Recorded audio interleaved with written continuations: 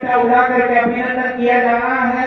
ये हमारा सौभाग्य है कि बहुत जल्दी इस परम योगी के चरण लालसोट की इस पवित्र पावन धरा पर खड़े हैं।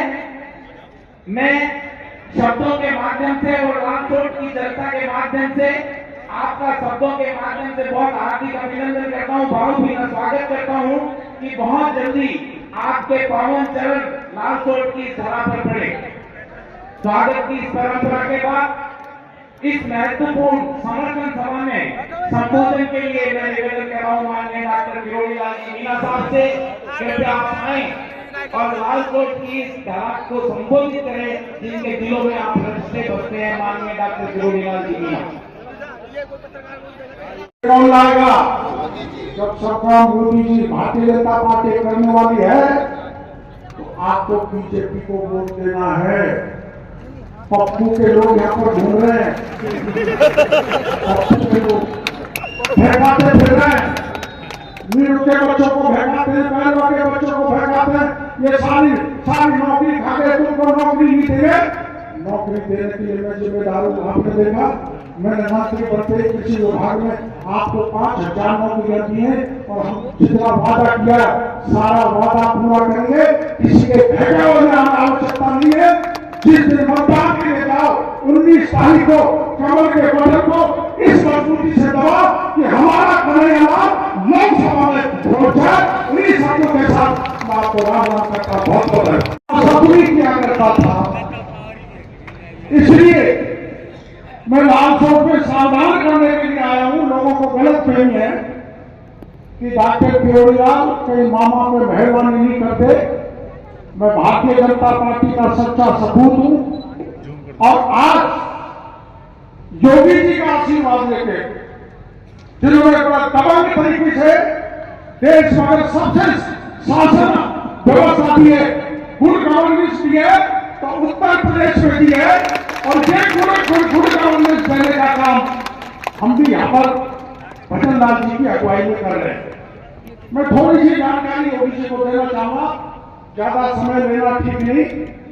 पिछली सरकार जिसने भारी भ्रष्टाचार फैलाया और राजस्थान की जनता को ध्यान है कि जहां भ्रष्टाचार का पैसा इकट्ठा किया था वो लॉकर भी जाके वहां में जो सोना पैसा था सारा का सारा मैंने बरामद करवा दिया, छापा भी डालूंगा। ऐसी छापा मार गई हमारे पास या राजस्थान में, और राजस्थान में 19 पेपर हुए। 19 में से 17 पेपर योगी जी आउट हुए, सबके कुर्बान दिए गए। थानेदार का पेपर लीक हुआ, जहीर का हुआ, मास्टर का हुआ, आरएस का हुआ, आरपीएस का हुआ, लेकिन पिछली सरकार ने सुनवाई नहीं की। खूब पार्टी ने सड़क पर उतरकर जबरदस्त आंदोलन किया, लेकिन उसमें कांग्रेस के लोग शामिल थे, एमएलए शामिल थे, नेता शामिल थे, आईएएस आईपीएस शामिल थे, बोर्ड शामिल था, आरपीएस शामिल थी। इसलिए उस समय कोई कार्रवाई नहीं हुई। लेकिन 2023 के चुनाव में मोदी जी यहाँ भाषण देके गए थे कि अगर हमारी सरकार आई तो पेपर लीक माफियाओं को पाताल से निकाल के जेल में भेजने का काम है। मैं धन्यवाद देना चाहूंगा हमारे मुख्यमंत्री को कि जो वादा हमारे देश के प्रधानमंत्री करके गए थे और 30 थानेदार, देश में कहीं पर भी ऐसा नहीं होगा कि एक थानेदार तो आईसी के दफ्तर में भरतपुर बैठा था और 30 थानेदार को उठाकर जेल में सीट में डालने का काम किया तो भजन लाल सरकार ने। हम आपसे वादा करना चाहते हैं, यहाँ जवानों को लूटा, किसानों को लूटा, रामगढ़ पटवार की घटना आपके सामने है, जिसका यहाँ राहुल गांधी आए थे जो कहते गए थे 1 से 10 तक गिनती गाई थी कि 10 दिन में सारा कर्जा माफ करेंगे। किसी का कर्जा माफ नहीं किया, उनकी उगाई चालू कर दी, उनकी प्रॉपर्टी नीलाम चालू कर दी, जिससे आत्महत्या करने लगे। रामगढ़ पचवाड़ा का किसान जिसने आत्महत्या की उसकी जब प्रॉपर्टी खो गई तो पूरा लालसोट और कौसा काम था, हमने 14 लाख किसानों को न्याय दिलाने का काम किया था। अब मैं यहाँ के किसानों से कहना चाहता हूं, हमने था, पिछली सरकार आपको बहका रही थी कि ईआरसीपी का पानी लाएंगे। 5 साल तक गहलोत ने गुमराह किया, उसको फुटपाथ बनाए रखा।